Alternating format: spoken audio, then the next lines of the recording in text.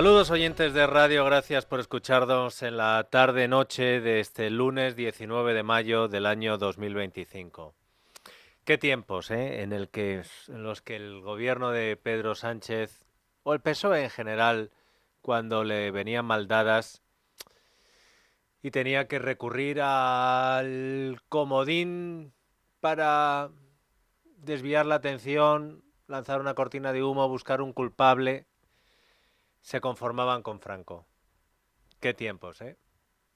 Pero de tanto usarlo se les gastó como el amor. Y, y ahora lo de Franco no les sirve ya ni siquiera en el aniversario del 50 aniversario de la muerte de Franco, que iban a celebrar con 100 y pico actos y que se han gastado una pasta y que al final dijeron, bueno, sí, es que esto ya no vale. Y como no vale el Franco Modín, pues recurrieron al sabotaje. Que había un apagón, sabotaje. Habrán sido unos hackers malvados. Que había un colapso de los trenes, sabotaje. Esto no pueden ser los ladrones del cobre. Que se filtran los WhatsApps entre Sánchez y Ábalos, sabotaje de la ultraderecha.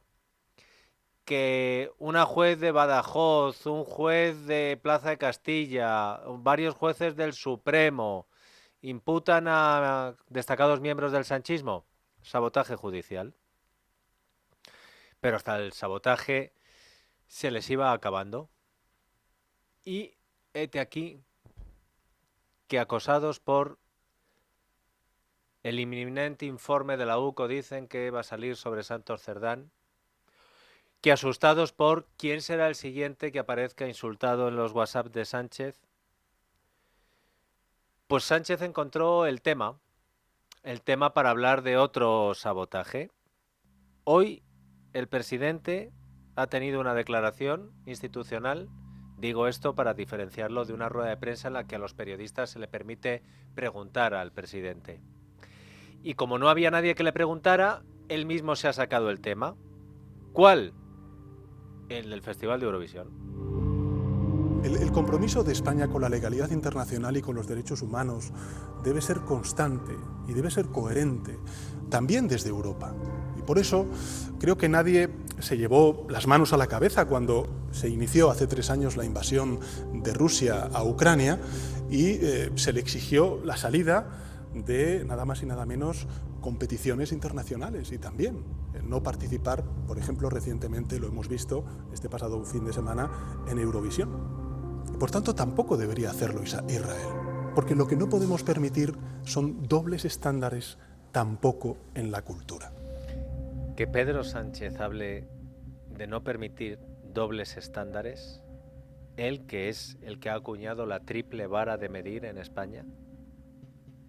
Que Pedro Sánchez, que cuando Europa pide un boicot a China por la competencia desleal de China, por ejemplo en la automoción, Sánchez se va a China, el corazón de una dictadura comunista que no respeta los derechos humanos, y vuelve con Zapatero y dice, hay que aprender de los chinos.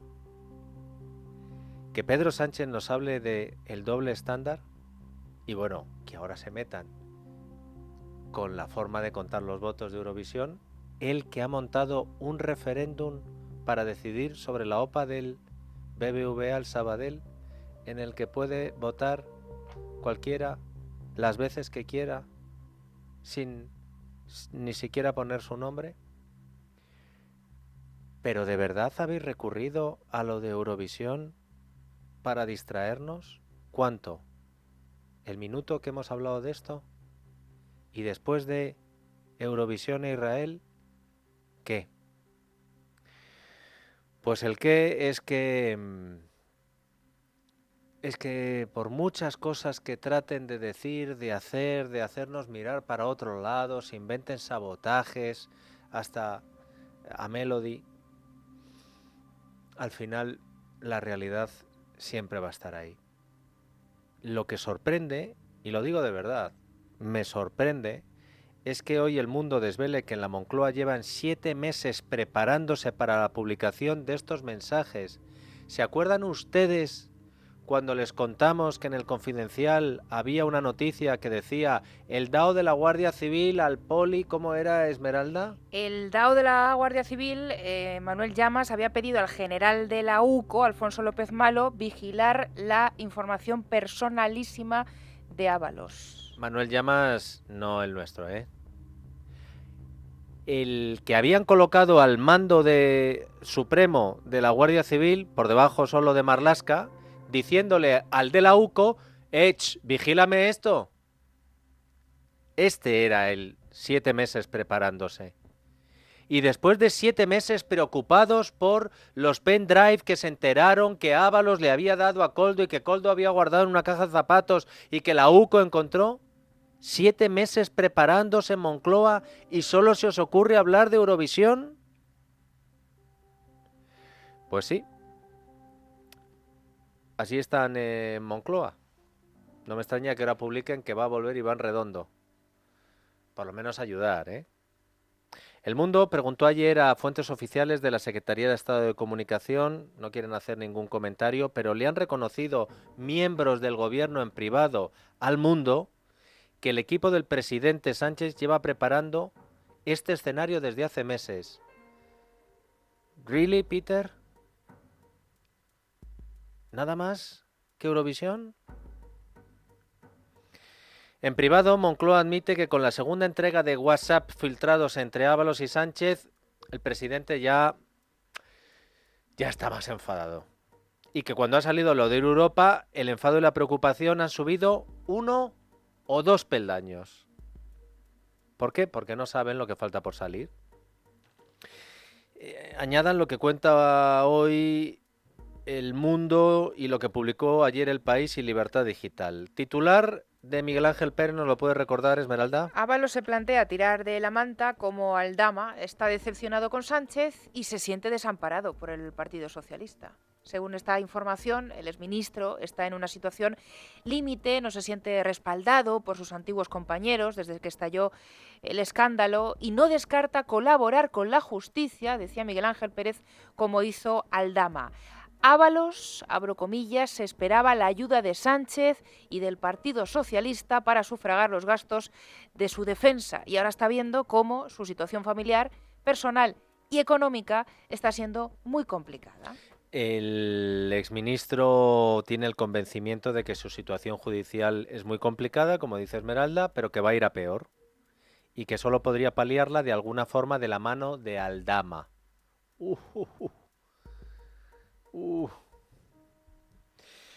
Por si esto no fuera lo suficientemente preocupante para el gobierno, El País publicó ayer que hubo un chantaje al gobierno 3 días antes de que empezaran a publicarse los primeros WhatsApps entre Sánchez y Ábalos.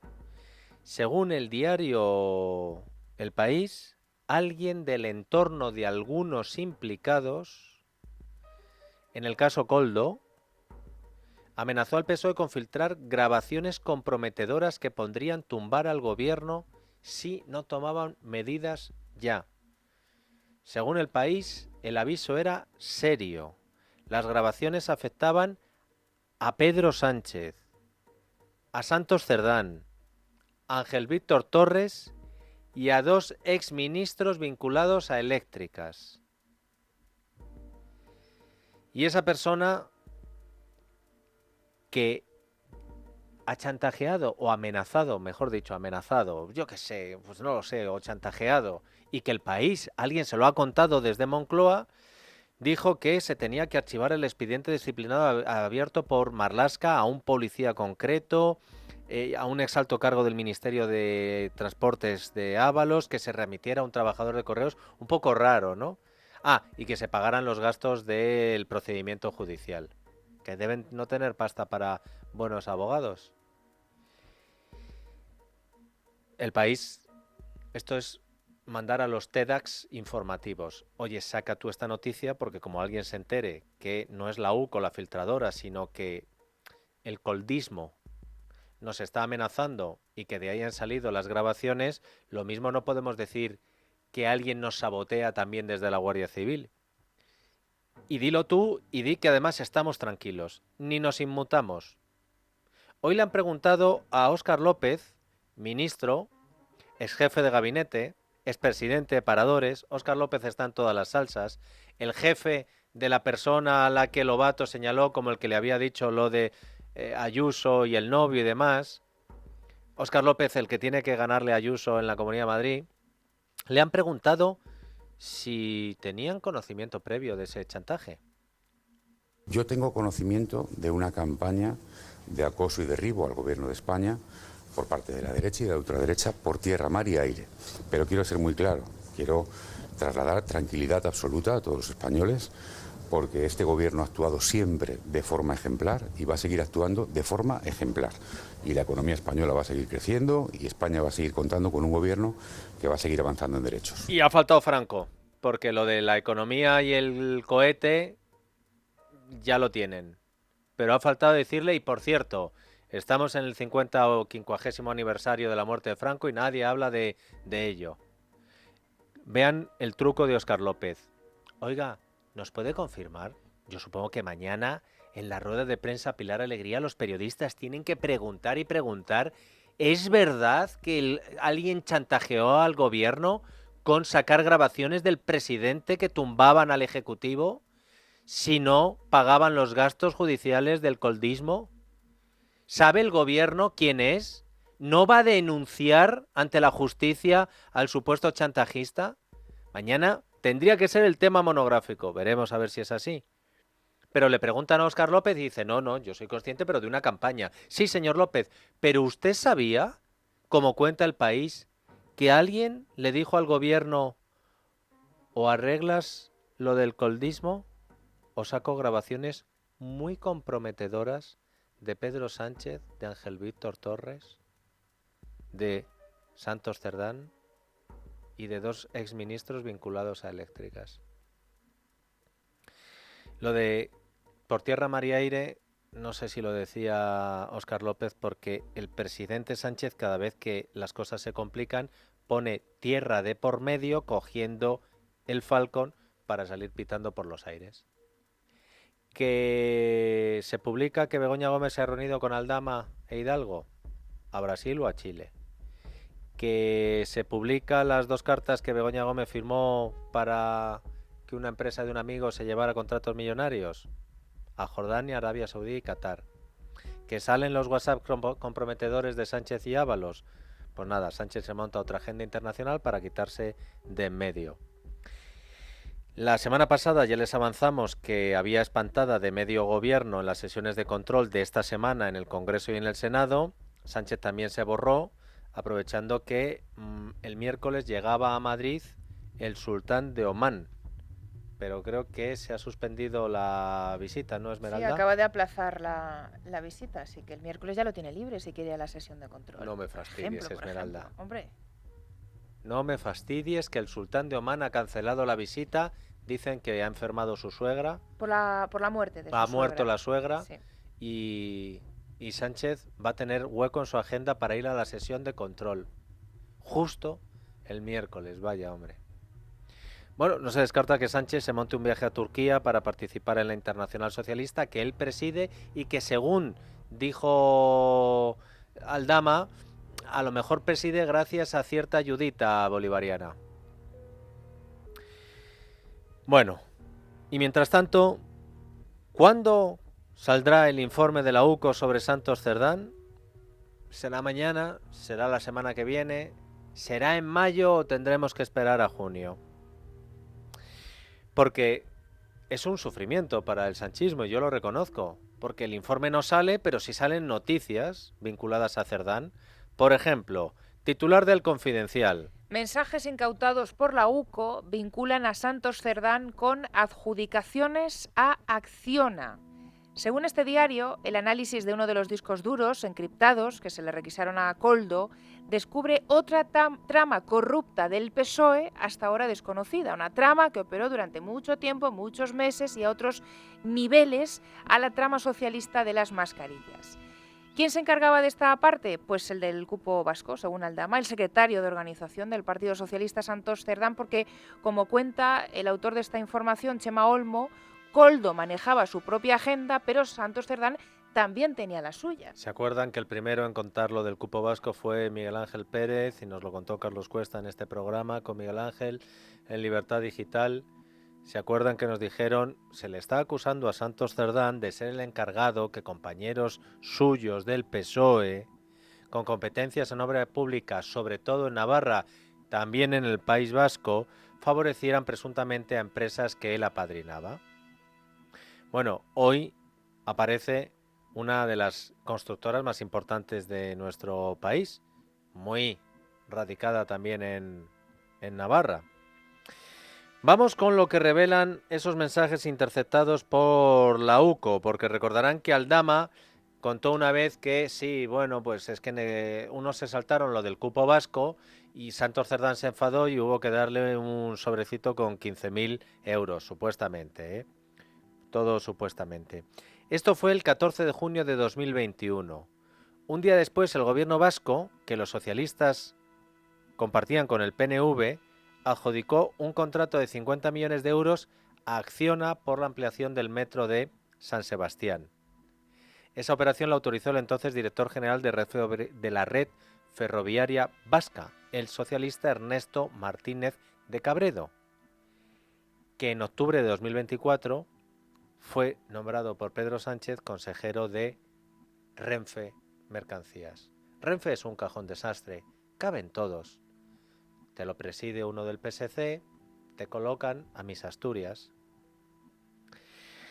Hasta ahora sabíamos, hablemos ahora de otra adjudicación más reciente que también lleva el sello de Santos Cerdán, Navarra, enero de 2024. Ojo, Esmeralda, un mes antes de que estalle el caso Koldo. También muy importante esta, porque la consejería que dirigía el tío de la presidenta socialista, María Achivite, adjudicó el desdoblamiento de los túneles de Belate a una UTE integrada por Acciona y por dos empresas locales. Una se llama Servinavar 2000 SL y otra Excavaciones Ferminos SL. Bueno, ganaron el concurso con un precio de 62,8 millones de euros. Pues hoy el periódico El Debate publica más datos sobre esta operación. Al parecer, una persona anónima presentó una denuncia ante la jefatura de la Guardia Civil hace unos meses de Pamplona, aportando abundante información sobre un presunto amaño de esa adjudicación en concreto. El contrato fue otorgado a una UTE que integraban tres empresas. Bueno, pues el denunciante señala a Servinavar 2000 SL, que es una empresa que solamente tiene 2 empleados, según sus últimas cuentas. Dice El Debate que el propietario de esa empresa conoce a Santos Cerdán desde hace 20 años, que los dos tienen mucha relación, que se conocieron en el pueblo de Cerdán, en Milagro, y que ya en el 2007 intentaron hacer un negocio juntos. Intentaron crear un proyecto urbanístico, pero que al final no salió porque los rumores sobre corrupción lo acabaron tumbando. Pues ahora la UCO investiga si Cerdán cobró una comisión ilegal de 76 millones de euros de esta empresa, de Servinavar, por la obra de los túneles de Belate. Pues Santos Cerdán es otro por los que María Jesús Montero puso sus 2 manos en el fuego. Uno fue por su jefe de gabinete y el otro por Santos Cerdán. Le han preguntado hoy a la vicepresidenta primera del gobierno por el esperado informe de la UCO. Se dice que dicen que implica que un informe que no existe, pero que va a existir, donde supuestamente va a haber personas que ahora mismo no conocemos, pero que conocerán. Bueno, yo creo que la política es mucho más seria que esto. Nosotros desde el primer momento que tuvimos conocimiento de algún tipo de irregularidad, aunque fuera presunta, exigimos responsabilidades políticas a la persona en cuestión, en este caso al señor Ábalos, y a partir de ahí todo lo que se habla son especulaciones y todo de lo que se habla es pues de situaciones que no han ocurrido, que nadie sabe si van a ocurrir y que por supuesto mucho menos se conoce el contenido de lo que algunos anuncian que va a ocurrir pero que no lo tenemos. Parece un trabalengua, pero es que a veces las preguntas son trabalenguas, o sea, no podemos opinar de algo que no existe. Bien. Vale. Y es verdad que cuando María Jesús Montero habla parece un trabalenguas. Pero vale, me parece bien. Que llegue el informe de la UCO. Que llegue el informe de la UCO. Y veamos a ver qué tiene Santos Cerdán. Y a ver si después de que salga el informe de la UCO María Jesús Montero sigue poniendo las dos manitas en el fuego por el secretario de organización del Partido Socialista elegido por Pedro Sánchez. Les hemos dicho que Santos Cerdán tenía su propia agenda, del mismo modo que la tenía Koldo. Y hoy hay novedades sobre lo que anotaba en ella Koldo García, la mano derecha de José Luis Ábalos. Desvela El Español, en una nueva entrega sobre el rescate a Air Europa, que la agenda de Koldo García contenía una cita con Juan José Hidalgo, el 28 de octubre de 2020 a las 10 en punto de la mañana. Eso aparece en la agenda de Koldo García. Eso aparece en la agenda de Koldo García, sí. Vaya, vaya, vaya. Koldo García tiene en su agenda una cita el 28 de octubre de 2020 con Juan José Hidalgo. Octubre de 2020, ¿por qué me suena tanto, Esmeralda? Pues te suena porque justo el día 27 es cuando Aldama le dice a Hidalgo Javier, hijo, ex CEO de Globalia, que las negociaciones han ido bien para el rescate. El 27, El 27 de octubre sí, de 2020. Eso es. ¿Y el 28 de octubre de 2020 qué pasa? Y el 28 de octubre es cuando en la agenda de Koldo aparece citada esa cita, agendada esa cita con Juan José Hidalgo, el padre. El día de antes, el mensaje de Aldama a Hidalgo. El 27. El 27. Estoy llorando como un puto bebé de la emoción, fue el Ese 27 es, de octubre. Ese es el mensaje. Y en la agenda de Koldo, el 28, La cita. la cita con el padre. Koldo con el padre presidente de Globalia. Javier Hidalgo. Eso es. Y el 3 de octubre, un par de días después, ¿qué pasó? El 3 de noviembre. El se 3 de aprueba- noviembre, perdón. Se aprueba el rescate, el ¿Qué Consejo me de dices? Ministros aprueba el rescate, sí. Mm. Y ya contamos el viernes, Dieter, también lo desvelaba además el Español, que los días previos al anuncio, esto va de fechas, en los días previos al anuncio del Consejo de Ministros, al 3 de noviembre, Pepe Hidalgo, Juan José Hidalgo, presidente de Globalia, es cuando le entregan una bolsa de deporte, Supuestamente esos 500.000 euros a Koldo para que se los dé a Ábalos. Bueno, pues con esa confirmación de la agenda de hoy, sabemos que esa entrega de dinero pudo ser el 28 de octubre a las 10 de la mañana, y de ahí que estuviera anotada en la agenda de Koldo. Pues miren, les voy a decir una cosa. Si es Koldo el que chantajea al gobierno, es como para que el presidente se esté pensando lo de Turquía, lo de Gaza, Cisjordania, Yemen. Busquen ustedes el sitio más peligroso del mundo ahora y ahí puede estar más a salvo Pedro Sánchez. Si es Koldo el que les está chantajeando, entendemos por qué estaban de los nervios la semana pasada. Porque hoy hemos conocido otra noticia más que acerca la soga al ahorcado. Es sobre el rescate de Europa, como no. Cuenta Voz Populi que los WhatsApp de Sánchez y Ábalos apuntan a que el presidente de AENA, hombre, otro del PSC, Maurici Lucena, también habría intervenido en el rescate de la aerolínea. En las famosas conversaciones que se han publicado, Dieter Sánchez le reenvía a Ábalos el mensaje de un tercero al que el presidente califica como un conocido de hace muchos años. Ese conocido de hace muchos años del presidente le da consejos a Sánchez sobre cómo debía actuar el gobierno respecto a Air Europa y le dice que, de parte de un amigo, le va a dar su humilde opinión. Esa persona considera que hay que rescatar a la aerolínea, pero no dejarla en manos de Iberia, filial de IAG, ni tampoco en manos de los Hidalgo. Muchos nos preguntamos cuando salieron publicados esos mensajes, ¿quién sería ese amigo? Claro, conocido de hace muchos años de Pedro Sánchez, que asesoraba al presidente sobre el rescate de Air Europa. Bueno, pues cuenta Voz Populi que ese amigo es Maurici Lucena, presidente de AENA desde julio de 2018, es decir, desde que Pedro Sánchez entra en el Palacio de la Moncloa. Lucena es, además, amigo de Pedro Sánchez desde al menos principios de los 2000. Los dos formaban parte de la plataforma Economistas 2004, que fue la que se encargó de hacer el programa económico del Partido Socialista y que además dirigió el exministro Miguel Sebastián. Lucena fue señalado por Víctor de Aldama en el Supremo.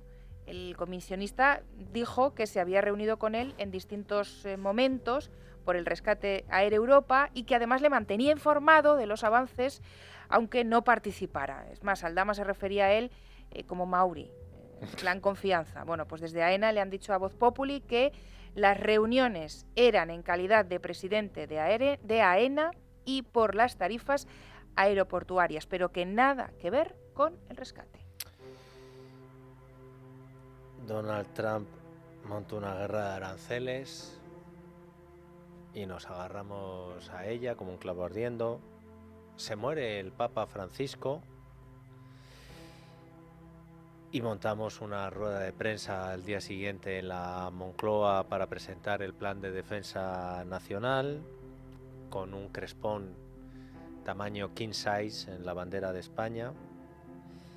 Eligen al nuevo Papa y justo en pleno cónclave hacemos el multipleno en el que metemos las armas que se compran a Israel, el plan de defensa, el sabotaje supuesto de unos hackers al apagón.